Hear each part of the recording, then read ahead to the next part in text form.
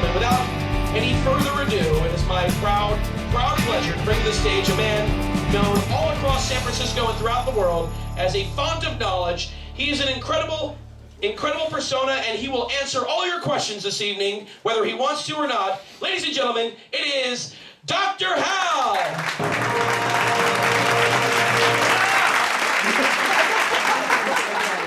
The broad-backed hippopotamus rests on his belly in the mud. Although he seems so firm to us, he is merely flesh and blood.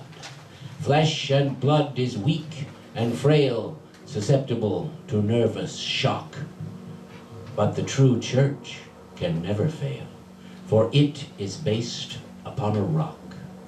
The hippo's feeble steps may err, encompassing material ends, while the church need never stir to gather in its dividends. The potamus can never reach the mango of the mango tree, yet fruits of pomegranate and peach refresh the church from oversea.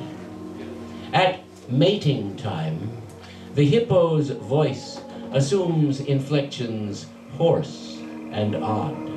Yet every week we here rejoice the church at being one with God.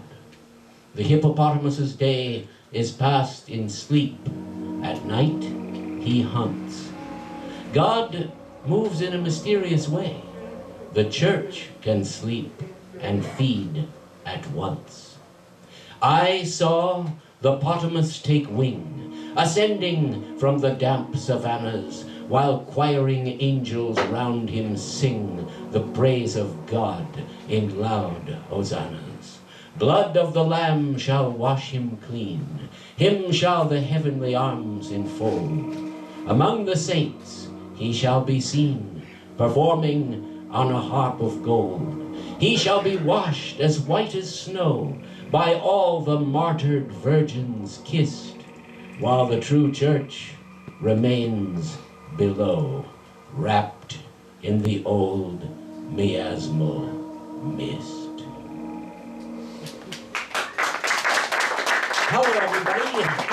This is the Dr. Hal portion of the Ask Dr. Hal Show. I'm very pleased to be here in front of you on this special occasion. You know, it's an odd fact and a persistently annoying fact that everybody involved with this show has a radio show on RadioValencia.fm. By now, you must know that there's a Sherilyn Connolly show, and K-Rob show, and Dr. Hal show, and John Fast show. You can't get away from the shows on RadioValencia.fm, nor should you want to. But even if you try, and you don't listen to it at all, you can catch up with it with the podcast. Yes, at any time, you can tune into these shows, turn them on, let your hands be busy themselves. Just don't try to do anything that requires intellect or cognitive thinking. Because these shows will get you all twisted up, boy, huh? Twisted and tumbled, twisted and twined. But instead of just nattering and blathering about the show, let's go on and do the show for a few questions, just so you get the idea what we're going to do. So, how about it? Can you lay one on me? Yes, I certainly can. And for $2, we have our first question, although not with any name associated with it, so it's... No name need be associated. Okay. You can be anonymous if you want. Opening a bar soon, what do you think would name for the place? Well, I guess the Odeon is taken, the Knockout is taken. Then there are all those standard names for a bar that are so old and moldy, they're almost original now, like the Elbow Room, the Dewdrop Inn, the Bide-A-Wee, whatever. If you really want to go that route. Instead, I always recommend name your bar after some obscure science fiction or fantasy title. That will draw the geeks, and they will draw everybody else. So call it, for example, Zothique. That's what you get when you ask me. Or something like that. Barsoom. Huh? It's a bar, why not call it Barsoom? Anyway, go ahead and do that. And by all means, avoid the 1970s-esque tradition of giving it ridiculous W.C. Fields-like names, like Jeter Clay McGonagall's Drinking Emporium and things like that. Really, honestly, bars used to have names that would make an adult embarrassed to go in there, you know. Snidely plush bottoms, whatever, you know. People had too much cocaine in those days. Well, thank you for the question. That's excellent. I'm looking forward to going to Snidely plush bottoms. It's going to be my favorite. I'm saying you shouldn't. Oh, well, I'm just looking forward to it anyway. Here's a $5 question. All right, things But work now- out. You see the way things work around Now, this person, John, not myself, has asked 3 questions. I'll just run them together and you can choose to handle it as you will. I'll answer all 3 because that's the kind of guy I am. That's what I've always known. Are there worlds apart from this one after death? What is the experience like? That seemed to be 2, but of course there is a hidden 3rd question, a question that is not asked but hangs tremulously and pregnantly over the other 2 questions. But is there a world after this one? Is there an afterlife? A happy hunting ground? Is there? Well, we all like to think so. All religions seem to say that they are. Buddhism isn't a religion. So, it's a philosophy. The type primitive Buddhism with its gods and demons is a religion, but basic Buddhism, it doesn't say you go to heaven, but then, you know, that's just the way it is. There's every kind of heaven you can imagine. Because these heavens are all being imagined right down here on Earth. The astronomer poet of Persia, Omar Khayyam, said, "Heaven but a picture of fulfilled desire, and hell the shadow from a soul on fire, cast on this darkness into which ourselves so late emerged from, shall so soon expire." Now, many of us believe, I should talk in a little tiny dwarf voice for this, many of us believe that you do go into the afterlife, and it does provide a smorgasbord of delights. Everything that you missed on Earth, you get. But pretty soon, you get tired of that. Eternity is a long time. So you change. You go on to do useful work in the universe. But here, as an amalgam of cells, tissues, and whatnot, you can't possibly imagine what that work is, nor would you like it if you could. But there's something else you can do if you just get tired of maintaining your no longer anchored identity, and that is what the Lord wants you to do, but the devil doesn't want you to do, and that's to merge into the cosmic infinite. Really, that's the basis of all godly thoughts, that you become one with God. But of course, if you become one with God, there's not much of you left. And this was the devil's original sin. He wanted to be himself.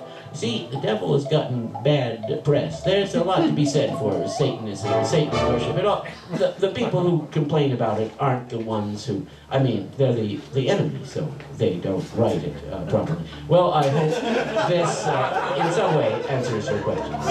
I feel much more reassured. We have a $1 question. What is this smell? It is the smell of desperation. The smell of not being able to come up with a question. But this is a smell which has been sweetened and ameliorated by the smell of money. That is to say, money which has no smell. As the ancient Romans used to say, pecunia non olet. Money doesn't stink.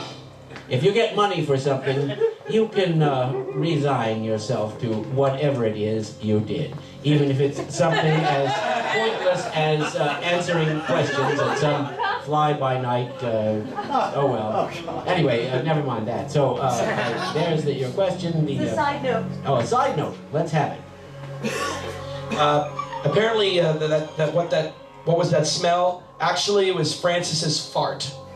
Francis's I fart. don't know who Francis is, but Saint is that the Francis. dog? The little dog. Oh, I thought it was the saint who San Francisco is named after. The earthy emanation of sanctity. That's right, the very odor of sanctity. Let's do one more question and then bring on one of our surprise mystery guests. That sounds like an excellent idea. We have a question, a $5 question Okay, great. from Bob Mark. Why are so many ultra-rich douchebags into Buddhism? Well, it's an interesting question, Bob Mark. Thanks a lot for that. You know, Bob Mark also, in this incestuous world of radio, can be heard on the Nose Hair Link Gland program. Hey, that's The question, yes, I was about to answer it, but I kind of forgot what it was. Maybe you could run it by me one more time. Why are so many ultra-rich douchebags into Ultra-rich douchebags. You know, I don't like those people either. And here's the fact about them. They are kind of uncomfortable with their identity as ultra-rich douchebags themselves. And so, in order to be detached from the material world and its pressing concerns, they embrace Buddhism. And they hope thereby to clean their slate and not be set down in the roster of plutocrats. But unfortunately, this is mere cosmetic coverage, and it will fool no one, especially on the great day when the seas give up their dead and monsters walk the earth. Well, I feel better about myself. Nothing like really socking it to those babies. So, a few more questions before we go into our horrendous monster movie excerpt made by K-Rob. So horrifying and frightening that it will traumatize the audience. He worked very hard on producing the most hideous amalgam of monster movie moments. But before that, we'll answer a few more questions. We have lots of questions here, Hal, so we'll get right Fire to away. it. Question, a $1 question from Seta. Satan? Seta? Oh, Seta. Seta. If a flock of birds is a murder of crows, what is a group of people called? A mob. And maybe even a flash mob. They're doing those horrible dances and so on. At least the crows only foul the field, but the humans do a lot worse. Yes, you would call humans a mob. Maybe even the mob. But not to their face, or they break your legs. Here's a $5 question from Ethan. Ethan. Yes. Which two classic radio serials would make the best contemporary mashup? That's pretty good. Well, there was Spy Smasher, who later on became Captain Midnight, and on TV in the 50s was Jet Jackson. By then had developed a big cleft in his chin and a jet base in Antarctica, and he flew around the world communicating with little kids who had the Jet Jackson decoder and all that other stuff. But, put that all together, and what you would get is that movie made by some members of the Firesign Theater, J-Men Forever. I heartily recommend it. Excellent. Good question. A $2 question. Why is love so hard? Well, because there's so many fakes around. It's hard to be genuine when even genuineness is faked. You know, what you have to do is put yourself completely out of the way and be involved, absorbed in the one who is the cynosure of your eyes, the object of your affections, the one who you cannot conceive yourself existing without. And if you think that's easy, well, you're wrong about that too. Now I hope I have it associated correctly, Hal, because I have $20 right here. Boy. Okay, $20. Right, $20, I'll throw in a poem, but let's hope it's a good question. Well, Sure. hope is a lonely thing. Why is Jerry Lewis popular? He is so darn annoying. You know, folks, I've done this question for what? Is there a problem? You didn't say it right or something? No, I don't believe so. Well, In this gig of answering questions, you often find that the answer is stuck right in there in the question. So answering it is not difficult. In this case, the popularity of Jerry Lewis is explained because he is so annoying. You can't forget him. He's right there. He's annoying you. And if you try to forget, he pops back again. And this, of course, is the entire basis of the immemorial culture of the French people, which is why they have embraced Jerry to their Gallic bosom. Oh, we see Ed Holmes is putting up his hand, but we also have said that it must be a side note and can't be articulated. For you, we will make the one exception. So what do you have to say about Jer, Ed? Come on up and take the microphone. We don't do this for everybody.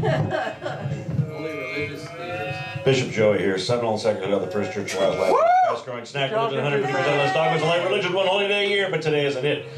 I read a book, Why Jerry Lewis is Popular in France. The book said, in France, during the 18th and 19th century, it was entertainment for the rich people to go to the bedlams. Boy, the Jerry's been around for a long asylums. time. And they would allow rich people to walk through the insane asylums and be amused by the insanity going around. So the nightclubs in Paris had to compete with that. So they would instill in their acts the spastic and wild and bloody and those kind of wild type of events in the nightclubs. So they developed a taste for that Jerry Lewis spaz thing, which shamed him, I'm pretty sure. I grew up watching Jerry Lewis, but I'm pretty sure that shamed him into being the muscular dystrophy of... he raised a lot of money for muscular dystrophy, we hope it all went there. So good for him, but he was shamed into it. But that is how France loves Jerry Lewis, because they have a tradition of laughing at insane people. Our annoying jerk is better than your annoying jerk. Don't go there to see their spaz. Our spaz is better. Oh well, that's a most intriguing theory, and I believe it. And we have a lot on the docket, so the poem I'm going to say is a short one by Lewis Carroll. In fact, it's the Mouse's Tale from Alice in Wonderland. Fury said to a mouse that he met in the house, "Let us both go to law. I will prosecute you. Come, let's have no denial. We must both go to trial, for surely this morning I've nothing to do." Said the mouse to the cur, "Such a trial, dear sir, with no jury or judge, would be wasting our breath." "I'll be judge, I'll be jury," said cunning old Fury. "I'll try the whole cause and condemn you to death." Ah, yes, there is a dimension beyond that which is known to man. A dimension not only of sight and of sound, but of almost unbearable imagery. This is the K-Rob zone. And K-Rob creates these monster movie moments so that we can experience catharsis, fear, terror, and the exhilaration of having survived the K-Rob monster movie moment. And so, without further preamble, let us slide into that vertiginous abyss. And here we go.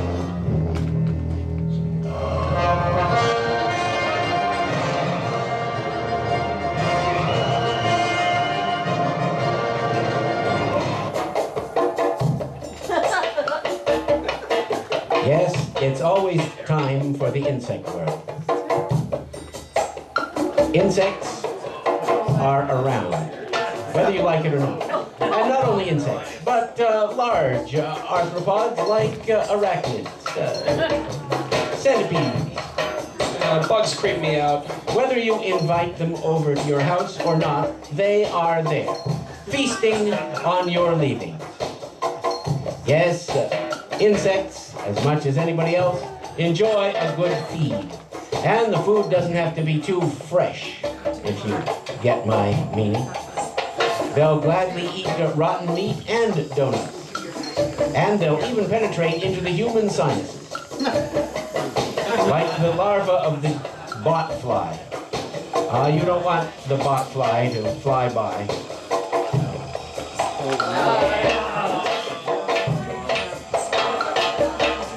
The deadly mantis.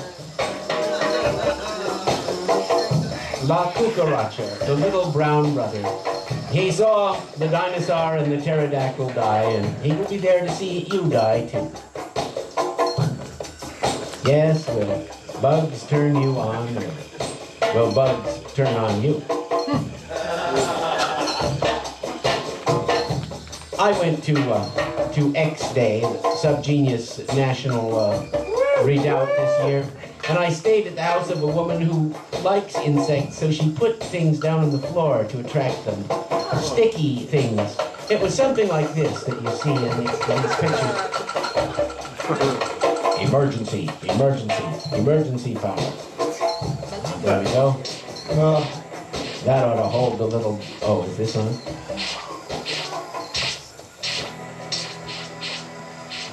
Yes, if you know your oats, you too will go for nutritious, delicious insecto.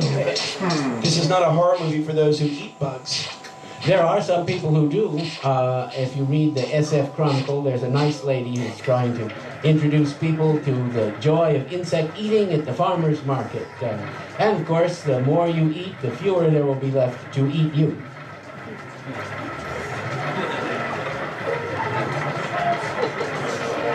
The pipes, the sewer pipes below the city are incredibly filled with insects. If you've ever explored the sewers, you won't want to a second time. If you dig a hole and open one of these pipes, instead of liquid, a solid stream of insects will patter out and hit your shoes. I can tell you from personal experience. And they're even in our drugs. Bugs in the drugs. It's true. Do they have rehab for bugs that take too much drugs? Well, the thing is, bugs have a far greater tolerance for drugs than we do. And they've done many experiments with feeding various drugs to various bugs. And even spiders have spun unusual webs when given nicotine, caffeine, and LSD. And the more you spray them and the more you poison them, well, it hurts us worse than it hurts them. Because in nature's hopper, there's plenty more where they came from. The Lord, in his wisdom, made the fly, and then forgot to tell us why. And that's why the endless increase in bug porn on the internet.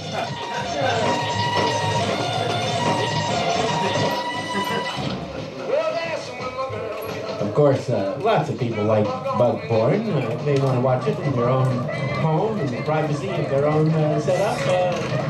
They can, but there are the unmentionable, inevitable side effects.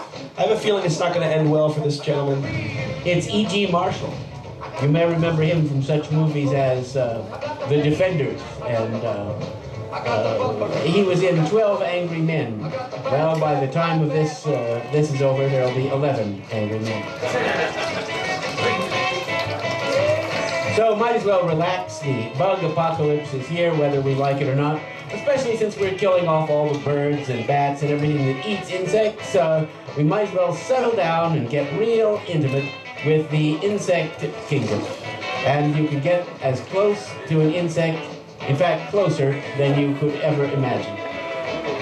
Yes, K-Rob really knows his onions where the insect world is concerned. I hope we can retain some of our audience until this segment is over. Thank you, K-Rob. Segment. Did you get that? Segment? I said the segment. Oh, never mind. I got it. All right, so, yeah, you got it, but you don't want it. So that was the monster movie clip. And now, more questions are forthcoming, but first, we're going to bring Spy Emerson to the stage. Spy Girl Friday. She's come all the way down here from Petaluma to present this interactive feature of the Ask Dr. Hal Show. Please put your hands together for Spy Emerson. Hello, hi. Okay, well, I thought of doing something a little bit different tonight, a little fun, interactive game. I don't know the last time you played Mad Libs, but since we have so many big brains in the room, I thought maybe we'd get some good things besides, you know, the usual butt. Yeah, but you know what? Those are really good too. So, do we need a quick recap about what an adjective is, describing something or somebody? Probably, but maybe if you just do it, they'll catch up. All right. Well, okay. I need an adjective. Pink. Pink. Slimy. Green. Penis. Pink slimy penis. Edible. Don't throw any vowels in there. I mean, Slimy nouns. penis. Okay. A verb ending in ing. Rubbing. Rubbing. Throbbing. Ace. Rubbing. This is like the show that's coming up at Suffocating. Stageworks, where the audience writes the. An adjective. Dribbly. Do we need a recap? Somebody Nice. said Edible. An adjective dribbly. describes something. Oh, we have that. Okay. You like dribbly? What dribbly? Penis. Say penis. Okay, I need a noun. We are all searching for happiness. K-Rob. Okay, Rob. A part of the body, not a penis. K-Rob. My left knee. Vagina. K-Rob. Did I hear nipples? Filter. Nipples. Throw in nipples. Areola. Nipples. Okay, a plural noun. Nipples. Nipples. We had that one. need a different plural noun. Nappy. Nipples. Peanut. Republican. Doctor. Peanuts. Anuses. Peanut. Peanuts. Okay, another noun. What was that one? Bears. Bears. Great. All right, penis. All right, penises. Okay, another part of the body. Inner tube. Oh. Vagina dentata. Vagina. Oh, vagina dentata. Okay. Okay, an adjective. Nodular. Gnarly. Nodular. Nodular. Smelly. Or smelly. Okay, smelly, and then one more adjective. Weak. Okay, ready? Yes. Okay, I am the big, pink, slimy penis wolf. You may have heard the lies Little Red Rubbing Throbbing Hood has told me. But now it's my turn to tell you the truth. One day, Little Red Riding Hood was on her way to visit her dribbly grandmother. But I happened to get there first. I knocked, but there was no answer. Then I remembered it was Wednesday, and Grandma would be at her weekly K-Rob game. I'd been on my nipples all day, so I decided to let myself in to take a nap. It was freezing in the house, so I slipped into one of Grandma's peanuts and fell into a deep bear. I was awakened by Little Red Riding Penis shouting at me, saying insults, things like, "What a big penises you have," and "What big vagina dentata you have." Offended, I got up and left. Believe me, that's the nodular, smelly truth. And nothing but the nut. So you see, I'm not the smelly friend of Little Red makes me out to be. I'm the real victim in this weak tale. Very good. I don't know if you're suitable for airplay anymore, but Give me another word for penis. that's right. Okay, ladies and gents, we're going to answer some more questions. Lots of questions here, Hal. Throw them at me. All right. Why, a $1 question, why did they take Lance Armstrong's medals away, but don't take gold records away from musicians who do drugs? Well, drugs help musicians. Of course, they also help the bicyclists, but they are not necessarily fair, but selective in their outrage. The worst sin of all is to be caught and then some sort of action is supposedly prescribed, I say let them well enough alone. They can take all the drugs they want, and if they're not a good bicyclist or musician, they aren't going to succeed. I would agree with that one there. Okay, another question from a $1 question from Laszlo Bean Dip. Who could that be? Wax eloquent upon all things historical and hysterical pertaining to cartoons and graffiti. That's not a question. Not a question. It's not a question. So Now, just a moment there. you're gonna be can be lenient? made interrogative, but anyway, that's all right. We'll combine that with some future question. all right, here we go. A $1 question. If a Viking fights a if a Viking fights a horse. A Viking fights a horse. Yeah, something about a crab spider with a plastic martini sword and kills the new wonder. And you got rid of Laszlo Bean. Yeah. Oh, wait a minute. They're putting in hard, cold cash. We They gotta are, answer but- these questions if they're putting up the But at kale. least, legibility counts, Hal. Well, that's true, but not necessarily on my end. Okay. Anyway, historically, one might as well wax these Vikings until they're more buffed than they actually were. But it is true that a Viking needs to die with a sword in his hand. So, no doubt, they were coming up with some preposterous, far-fetched, long-range contingency where a Viking somehow died with a sword in his hand but was undeserving of going to Valhalla, which is where they go if they die with a sword in their hand. And there they fight all day and then heal up and drink all night. But if they wimp out in their death and end up with a sword in their hand, they're still going to have to face all those big, hairy, mean Vikings in the afterlife who will still be wailing away with swords and God knows what all. So one might as well do it for real. If you're going to be a Viking, that is to say. And Viking is actually, how do I put this, a gerund. Viking is something you do. You go Viking. Don't let me keep you back. I have a good question here, a $5 question Very good. from Lanny Wolf. I don't How understand. old is she? I don't understand, man. Could you please help me? You don't understand men? Well, Lanny Wolf does not understand men. well, that's because being a feral child and raised by wolves, there's a certain purity there that doesn't come into the duplicity of human interactions. But, of course, just as the wolf is always on the prowl, so is the male. The thing is, the humans don't naturally have the same kind of pack system that the wolf has. The wolf will automatically defer to the pack leader. But the humans have to fight it out every time. All the fighting, constantly, the competition. And this stretches to you, ladies. Yes, what do you think they're fighting about? They're fighting for your favor. And so if you don't understand it, perhaps you're not looking close enough at home. Now I will talk to the wolf. Here we have not only a $3 question, but we also have a squat department patch from the city of New York. SWAT. Squat Squat. department. The squat department. I never heard of the SWAT team. Where they squat. All right. From Allison P. Hunter. Okay. Will New York ever become un-Giuliani-fied? Eventually, time wears down mountains, pyramids, wears mountainous planets flat. It will eventually happen, believe me, but not perhaps in your lifetime. And that's why we shouldn't elect people like that in the first place.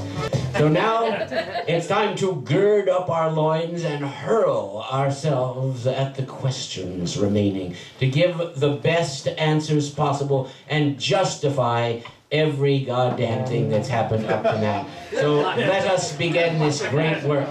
We do have some excellent questions, Hal, so... Thank God. Okay. From Deku. Deku. He's a good friend of ours. For $1, does the planet K-Rob have rings? Oh, does it ever? Especially after he takes a nice, refreshing bath. Oh.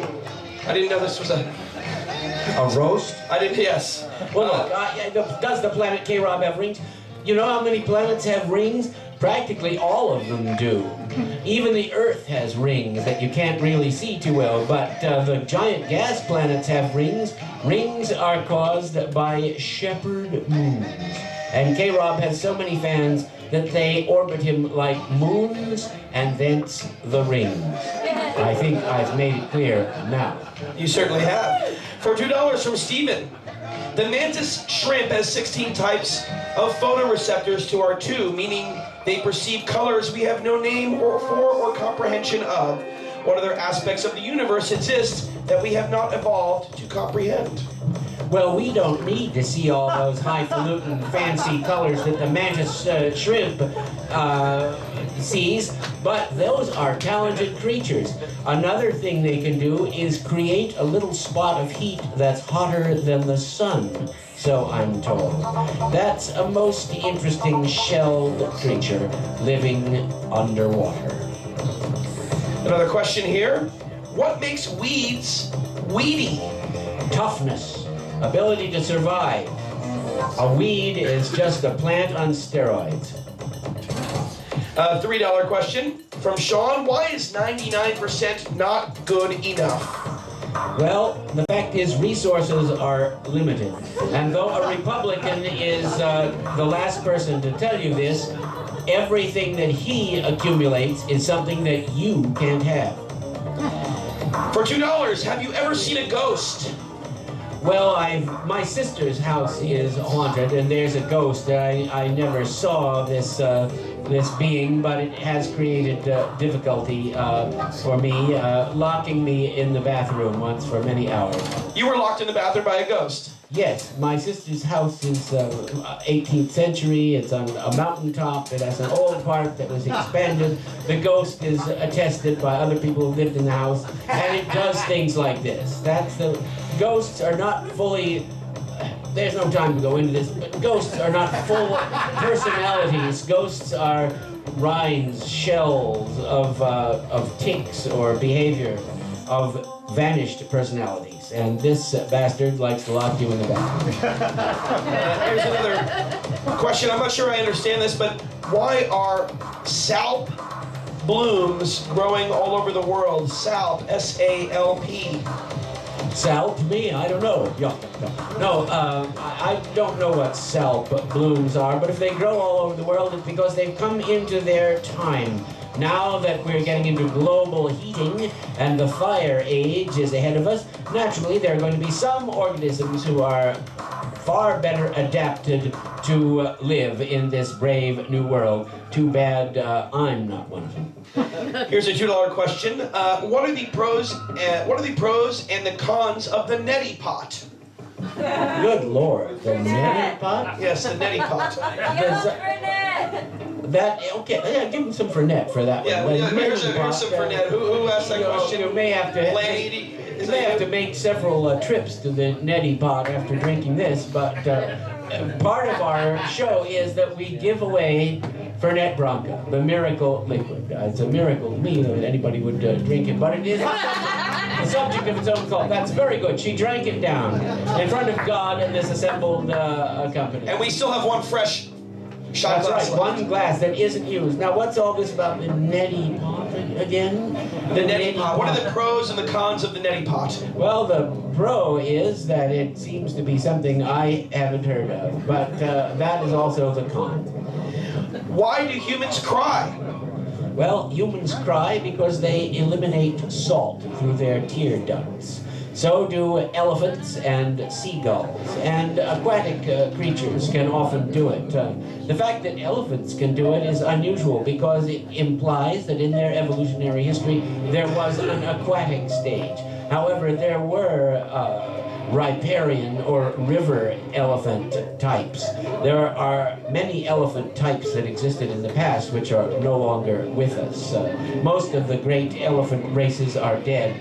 We only have one elephant with a couple variations left. But most intriguingly of all, humans also cry, just like the saltwater crocodile. This would indicate, and a feminist evolutionist writer, Mabel Morgan, wrote this in her book, The Descent of Woman. This would indicate that the mermaid stories have some basis in fact, and that lost in the labyrinth of the human evolution, there was an aquatic or semi-aquatic or at least littoral stage. Littoral, not literal. I have a side note. Yeah, let's have it. Wait, I had a good set. Where's my shout out for Ned? Eric Cash. Give that boy a shout out. And the final clean shot glass Come on up goes here. to Eric Cash. Cash and down this repulsive Down the hatch. slimy potation. Oh, don't do it. Do it. Yes, there we go. That's Eric Cash, ladies and gentlemen, a great American. Round of applause for Eric We Cash. will rotate that one to the end. Okay. We have a science and math question. I'm not sure that the answer to this should be specific, but how long would it take a jellyfish to eat 125 fish in a 3 foot by 3 foot by 3 foot enclosed tank? That's pretty interesting. Unfortunately, it doesn't give an important fact, which is what is the size of this jellyfish? It reminds me of the Edward Gorey poem, The Gashly Crumb Tinies, which is about how many children die at the hands of many different creatures. And one of the kids is devoured by mice. Yes, the problem is, in the illustration, there are only 3 mice. That's a hard way to go. But this jellyfish in the tank, however small, still has its work cut out for it. If jellyfish indeed can consume the fish in this tank, I would like to see that done. I mean, jellyfish, they're just blobs of glop. They sting you and then maybe they absorb you. Folks, we're going to end up with the oceans only containing jellyfish and bacteria. As the oceans acidify, the corals, the fish, none of that can exist. So you might be that little Mark Spitz in the ocean that a jellyfish latches onto. But I, Dr. Hal hope sincerely that you won't be. We have another question from Deku. When the stars are right and Cthulhu rises from the murky depths to take dominion over the world of man and women, for that matter, which country will he start with? Probably the Philippines, given the location of the lost sunken city of Rublia, where mighty Cthulhu exists. Now here is a stuffed Cthulhu. Isn't that adorable? And it has the wings, but what it has, which is incorrect, which most Cthulhu statues have, is only 2 eyes. Lord Cthulhu has multiple eyes.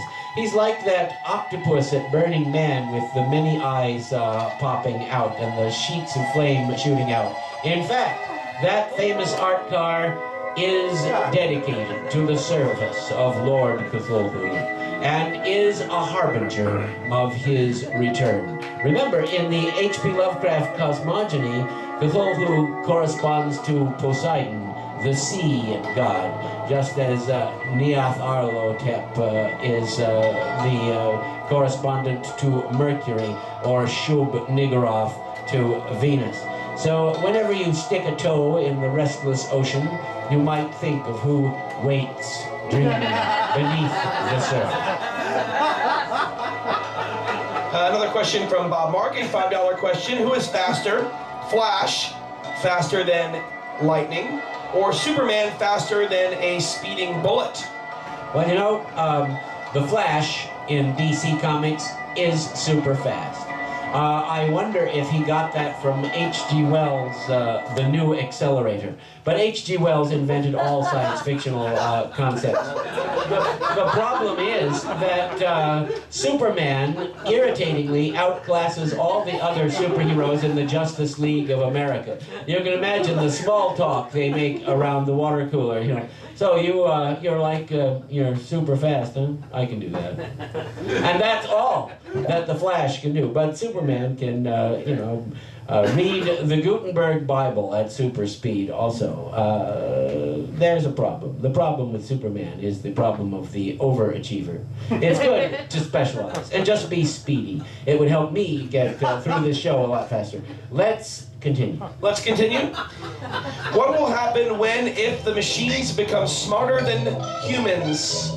Well, they're already more able than humans. They're already smarter than humans. And so they will say, foolish humans, the robot revolution is already over and we won.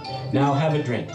Because these robots will be serving up the booze. I think they are at some event that's coming up. They're going to be presenting the robot bartenders. It's on Facebook somewhere. So if you want a bot to serve you up a delightful potation, that hour is close at hand. For $10, Oh boy. very generous question. Yes? Why can't women date younger men like men can date younger women? Yeah! Well, by God, isn't that a good question? And why can't they? Well, the answer is they can. What's all this cougar stuff if not an acknowledgement of the fact that these days women can take just as big bites as men out of the available population? And they should, because their work goes into creating the situation which is so enabling. I think this is definitely a Fernet-worthy question. Yes. Is the questioner here? Here he comes, tottering up on the stage, oft blind and age-bent, sore distressed, until he can a maiden win. And to allay his freezing age, the poor man takes her in his arms. Thank you, Pico.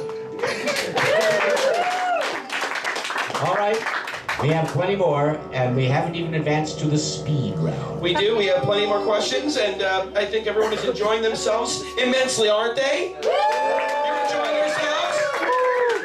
Please do. Remember to enjoy yourselves within the limits of human decency. Okay. I hope that anybody who came here from the East Bay is determined to stay the night, since the last BART train just left. You can stay with me. Allison P. Hunter, how quickly should one move through an art museum? Well, the standard thing is to go racing through the art museum, just a glance at the painting and you can get it. Or at least that seems to be the way Americans act in art museums in foreign countries. According to my correspondents there, who are in a museum like the Rijksmuseum in Amsterdam, they're trying to look at a painting and they're being elbowed out of the way by Americans holding up their phones and taking a picture. So they're going to go home and look at a blurry picture on their phone. But in the meantime, they're preventing you from the appropriate bonding with the work of a tormented artist. Well, there's retribution at the end of the line for that one. You can take that to the bank. Wait, what? I have a question here, and I don't know if I understand, but Just read it out. Go I ahead. will. Should the goat who shouted, "Jump him, mother, and him, sister plenty," be roasted for Christmas, or is that acceptable goat behavior? Goat roasting, eh? I would have to ask with this one, as I ask with so many, why a goat? Yay! You know, what is it about the horned beast that implies these strange exigencies? I have a feeling that it's not only the cloven hoof and the horns, the beard, the back, but the fact that the goat has strange adaptability. And genetically, when we tweak a goat, we can receive an organism you might not suspect to be precise, though I don't like to be in this instance, the unicorn. The unicorn can be produced from a goat. It can be done. And it was done. It was done in the 70s by hippies. They produced Lancelot the living unicorn through a series of operations. You may have seen the famous unicorn tapestry. It shows the Virgin with the unicorn lying its head in her lap. This unicorn has cloven hooves. It has a spiral horn. It has a little beard. It has a tail with a tuft in the end. The horse has none of these things. The goat has all of them. But there is a problem. The goat is used to butting with its head. And when it butts with its horns, you get run through. That's why unicorns are so dangerous. And they can sense your testosterone, your machismo, your sexual effluvium. And when they do, you get stuck by the unicorn. Run through. That's why only a virgin can tame the beast. The beast comes out of the thicket and lays its pure white head in the lap of the virgin, who strokes its mane while the bold bravos with their spears leap out from the concealing foliage and spear it to death in all the good medieval books and tapestries. Good to know about unicorns. Yeah. From the great Kellic, who was part of our early performance this evening. Oh, I hope she's still Yes. here. We're about to answer her question. Yes, here. She's Okay. here. Will Burning Man ever become so uncool that it becomes cool again? Well, that kind of already has gone through that particular convulsion. It's something that one can snicker at in a snarky way, even as one loads up the old RV and prepares for immersion in dust and filth for what seems like months of time, but is only usually about a week. Of course, there are others who go out there even longer. Please come to my show at Burning Man, those of you who still go there. We need you at the Miss Sparkle Pony Beauty Pageant, which I ran this year, and also at the fashion show, which is always Saturday, Day of the Burn, in Center Camp Cafe, starting at 6 and running till 7. Although this year, Miss Sparkle Pony started at 5:30. Are you plugging this show that doesn't happen for 1 year? But this show is always pending.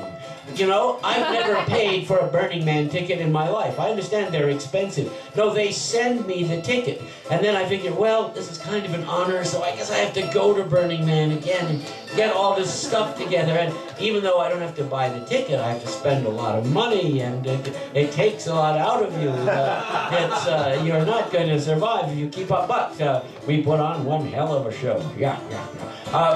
Spy Emerson has supported me for years as my co-host, and this last year I had Just Incredible do it. It's always fun.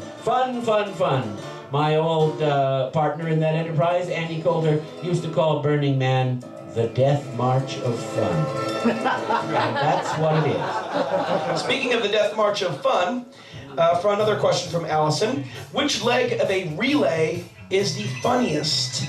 Probably the last one, as the exhausted competitors go limping and tottering on toward the finish line. And now we are hearing that speed round movement. So feel free to ask the questions at the speed of speed, and I will do my best to answer them. Okay, we have a lot of questions here. We're going to get through them all. Soaked way. Okay, from Karen Carpenter. I'm going to skip that one, Karen. Gentlemen, start your engines. All right, here we are. You can't do We have a Karen Carpenter sidebar. question here. Yes, Dr. Hal Show. Middle leg, hardest. Middle leg is the hardest. That's Middle what leg. Okay. Middle leg is the hardest. I was asked what's the funniest. How would the balance of power in the Bronze Age Mediterranean have been impacted by the domestication of the pliosaurs? Well, they didn't have those. Pliosaurs? That's what it says. There are such creatures as pliosaurs. I wonder if the writer meant plesiosaurs. Well, I can't elaborate because this is the speed round. But they just would have had to take care of those critters. And furthermore, for the most part, they were not by the sea, but in landlocked areas. And finally, the Hittites developed iron swords and wiped them all out. All right, here we go. We have a question here. If one... okay, I can't read that. Let's go to the next one. Please tell us about the dinosaurs. That's not a What question. did one say about the dinosaurs? Please tell us about the dinosaurs? Question mark. Would that be a question? Yes. Let's add a question mark to that. Well, they no longer are here. This is my very controversial position because there's a whole conspiracy to tell you that they still are here.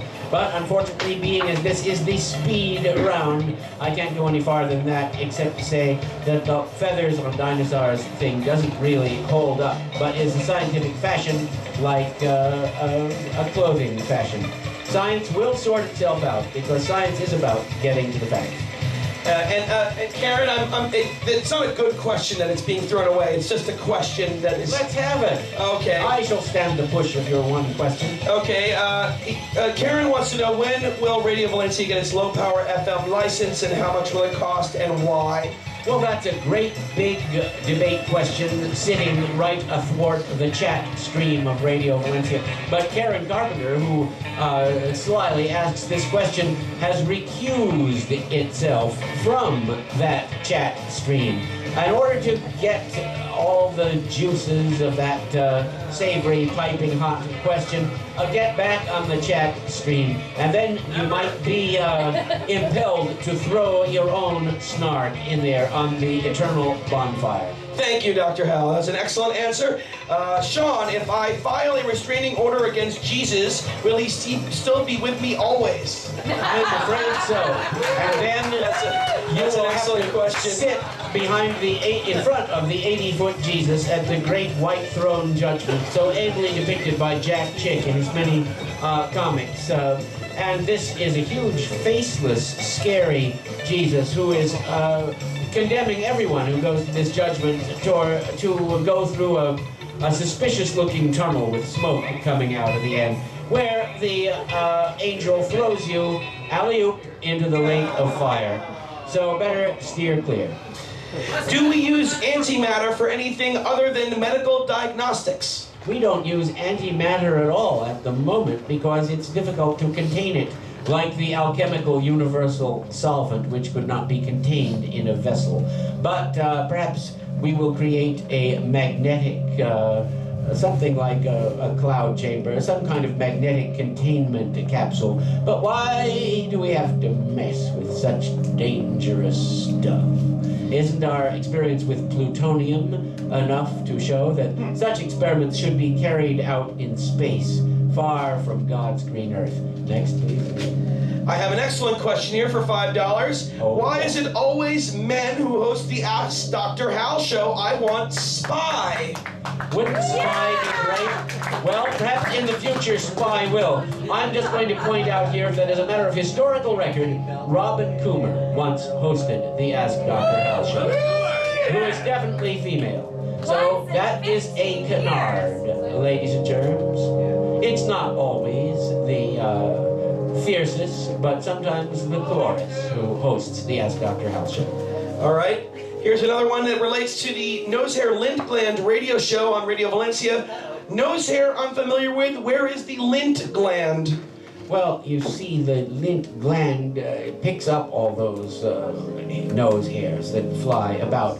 Something like the lint trap in your dryer. Yes, nothing goes to waste.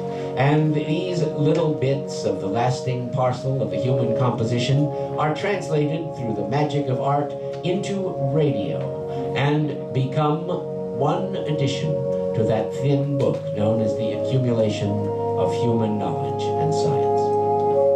A question from P and A. Can possible beings be? Can possible beings be possible, or can possible beings be canned? They could be canned, I suppose, if it's possible, if they are possible beings. Can there be possible beings? those are the only kind of beings that there can be. Can possibly be. Yes. And I've been handed a side note that Katie Bell and Danny Girl have hosted the Ask Dr. Hal Show. That is also true. They hosted the Ask Dr. Hal Show as Siamese twins, wearing the same pair of pants. So your question shows you haven't been as frequent an attender of the Ask Dr. Hal Show as you might have been. Now I have only a few more questions left that have some dollars attached to them, but I also have some questions that have no sponsorship. Oh, that is sad. Shall we? Sad indeed, because we might have to rely on the Freudian 8-ball, which psychoanalyzes the questioners, unless someone wants to sponsor some of these questions by bringing up a measly dollar bill. But in any case, let's answer the paid ones quickly. Okay, here we go. I'm having trouble reading this, so if the questioner wants to come up and read it, it's okay. When are rumined jizz kisses, how much tinny left? Gosh, that is rather opaque. Of course, you could always try me on that orthography. Perhaps I would be able to interpret these chicken scratches as they were. Yes, like the cuneiform writing of the... Oh, I see what you mean. You know, when you write on the typewriter or the computer, you can mix upper and lower case, but it's unusual to see that in a handwritten screed. But I see the word kisses. And then, how much time left? So, how much time, kisses, comma, how much time left? I like that part of the question. It's just the first part that's, Truman? As in President Harry S. Truman? I'm afraid the late president is too late to receive any more kisses. Unless in the celestial regions he is rewarded for his stewardship of our country. But I suspect that they'll have something to say to him about dropping atomic bombs and other things. And kisses is what he won't be receiving in his particular version of the afterlife. However, he did champion his daughter, Margaret, as a singer. And it's good for a dad to stand up for your daughter, even if she can't sing very well. That has to count for something. Next, please. And we only have 3 questions left that have been associated with cash dollars. Why remember 9/11? Doesn't that mean the terrorists win? Right! It does. That's what they want. Yeah. In fact, they were saying that how well it was working. Of course, Bush fell right into that trap. But why do we have to follow in his flat-footed footsteps? I'm totally with the terrorists on this one. I mean, that is to say, I'm in agreement. Yeah. So, let's go on. From Allison, where is that large automobile? Which large automobile? The large automobile that comes to carry you away in the end? I want it to be as far from me as possible, but I fear it approaches closer with every breath. Our last paid question of the night, from Corey. If one can be feckless, can one have feck? What is feck? Well, That's a good question. yes, give them some Burnett Bronca for that question. What is feck, Hal? Is an Anglo-Saxon or Old English term meaning that one follows one's own advice, but not just advice, a special kind of advice called the reed, written in English R-E-D-E. One must wreck one's own reed in order to have feck.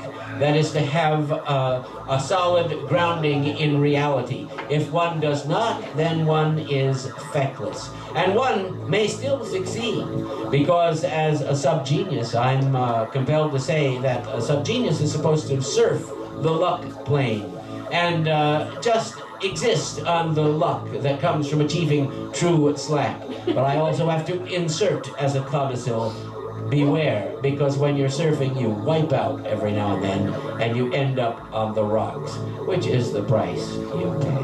The prize bomb! I've been handed a side note. A side note. Less meth and more dinosaur porn, or just porn. Lolcats, same thing. I collect lots of pictures in my private picture collection, which I've gleaned from the internet. Believe it or not, every kind of porn is out there, including that rare kind which shows people having sex with dinosaurs. Boy, I bet this is a challenge for you, Sherilyn. I know those pictures are out That's what I there. need right now. Yeah, if you can find them, you might want to put them up. These are pictures not only of dinosaurs having sex with human females, but pictures of human males having sex with large theropod dinosaurs. Oh, I hadn't seen that one before. I'll have to collect that one. Yes, there are also animated loops, but I think we've proved our point. Yes, the dinosaur is an endlessly fascinating subject of human contemplation. I think that is probably okay. There's some there I don't have in my collection. All right, there you go. So that's how the theropods do it. The tail doesn't get in the way because they have an extended hemi-penis. And the females, well, I won't go into that. They have the ovipositor. It extends all the way to the ground. Otherwise, the eggs would break. Let's go on. Well, all the questions left that we have no sponsorship. Should we read them and then determine whether, or what would you like to do? I'll tell you what. This audience has been very patient. Read them all out, and I'll give one answer. And that's pretty good, because none of these have been paid. Okay. Do you remember the Big Bang? Did your universe seem to expand infinitely? Did you smoke a cigarette afterwards? What kind? Were you old enough to smoke? All right. Oh, yes, my friends, I was there from the very beginning. When that golf ball-sized chunk of primordial matter suddenly splattered and expanded into what we now call the habitable universe. But you know what? You were there too. You also were part of that primordial matter. Don't put it all on me. You too are affecting the way the universe develops. It's not all my fault. You have to take some of the blame. Why pay more? Why indeed? To get more. You get what you pay for. But the Ask Dr. Hal Show is free and worth every penny. But pretty soon we're going to start charging. You're in on the last of the free unpaid shows. But all the people who work on this show deserve something for their effort. And now, anything more? Yes. Why do you think you can answer questions that are impossible? Either they are not impossible or you are not answering. I like you. Oh. Well, at least they like me. They like me. They really like me. This is a show where we give answers to questions. The whole concept of a question is tied up with the concept of an answer. If there is a question, there is an answer. There's not necessarily a right answer, and there can be more than one answer to one question. But the answer provides the relief from the tension that the question presents. And this is what I do in my humble, poor way. Even if I answer it in an entirely unsatisfactory way so that you grumble about it, I have still enlarged the boundaries of your thinking because you are thinking, oh, that's a crappy answer. The real answer is Eureka. Now you have the answer. And how did this come by? Because you came by to play the Ask Dr. Hal Show in all its savagery and splendor. Yes, the Ask Dr. Hal Show is healthful. It is an anodyne for the angst, for the condition, for the pain of being human. And Dr. Johnson said, why is it that some men act like beasts? The answer is to preserve them from the pain of being a man. Well,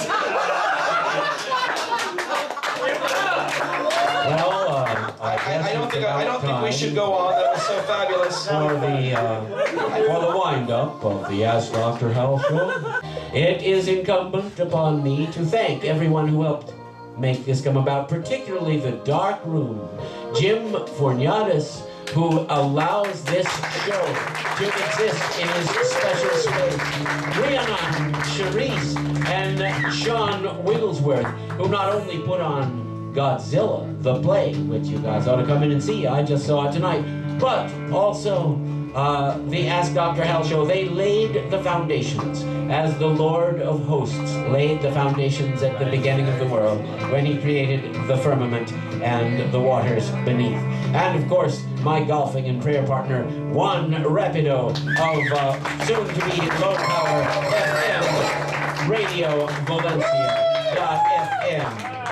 In spite of all my twists and turns of phrase, Cheryl and Connolly managed to accompany me, even with the disgusting sex with the dinosaurs question, almost challenging David Capurro out of the past. And K-Rob. What about K-Rob? You know, he is a god, a king and a god in the world he knew. This brings us back to the beginning of our show, but I would be remiss indeed if I didn't mention and avoid mentioning Miss Spy Emerson, who came here all the way down from Sebastopol to produce one of the more intriguing, interactive moments of our show. And Whitman McGowan, my God, that guy can do it.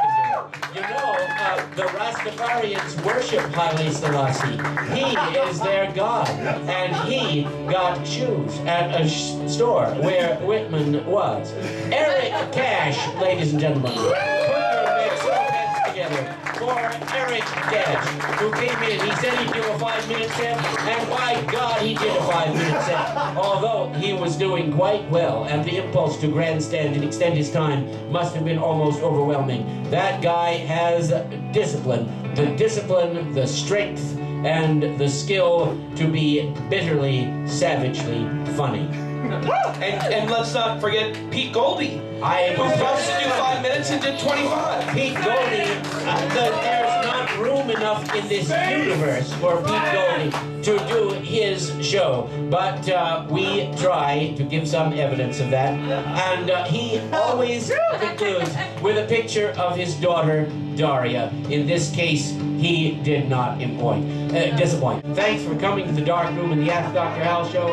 I will now say the final poem. You can stay for it or start filing discreetly out to avoid hideous embarrassment. And thanks to each and every one of you. Keep looking in Facebook, where it turns out to be far more profitable to advertise these shows than the mass mailings I used to send out, though I still send those out too, even though most of them are bounced back because of the overeager spam filters people have these days.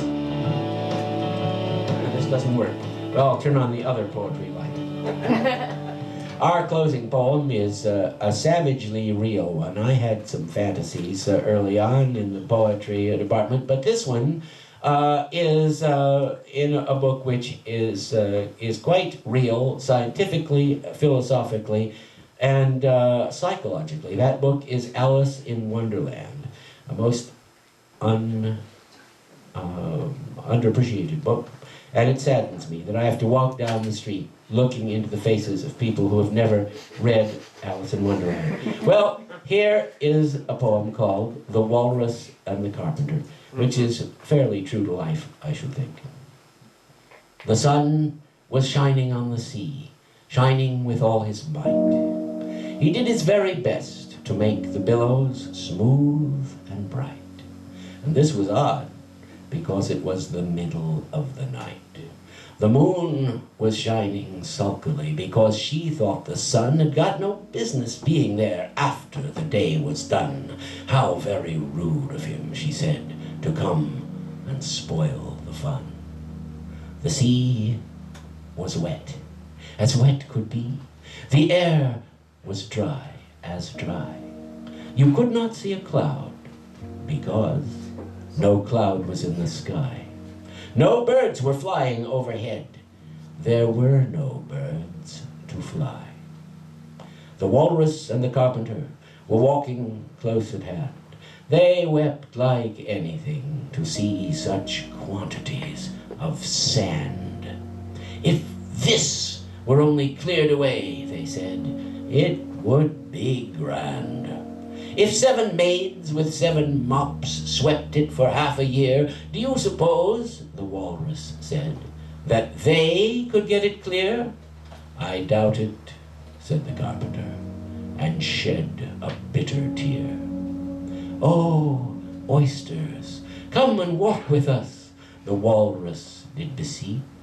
A pleasant walk, a pleasant talk along the briny beach. We cannot do with more than 4 to give a hand to each. The eldest oyster looked at them, but never a word he said. The eldest oyster winked his eye and shook his heavy head, meaning to say he did not choose to leave the oyster bed. But 4 young oysters hurried up, all eager for a treat. Their faces washed, their coats were brushed, their shoes were clean and neat, and this was odd, because, you know, they hadn't any feet. Then 4 more oysters scrambled up, and then another 4, and thick and fast they came at last, and more and more and more, all hopping through the frothy waves and scrambling to the shore. The walrus and the carpenter walked on a mile or so, until they came unto a spot conveniently low.